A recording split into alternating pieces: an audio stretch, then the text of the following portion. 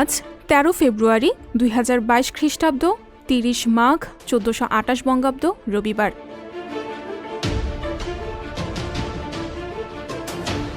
East India company ভারতীয় উপমহাদেশে বাণিজ্য করার জন্য ষোড়শ শতাব্দীতে প্রতিষ্ঠিত একটি জয়েন্ট স্টক কোম্পানি, যার সরকারি নাম ব্রিটিশ ইস্ট ইন্ডিয়া কোম্পানি।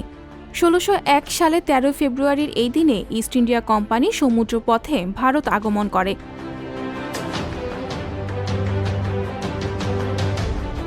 ১৮৮২ সালে ১৩ ফেব্রুয়ারি কলকাতায় প্রথম পৌরসভা নির্বাচন অনুষ্ঠিত হয়।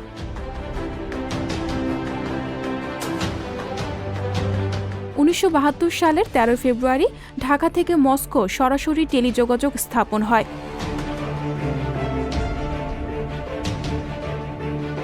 ২০০৭ সালের ১৩ ফেব্রুয়ারির এই দিনে সংশোধিত জরুরি ক্ষমতা বিধি জারি করে গণপ্রজাতন্ত্রী বাংলাদেশ সরকার।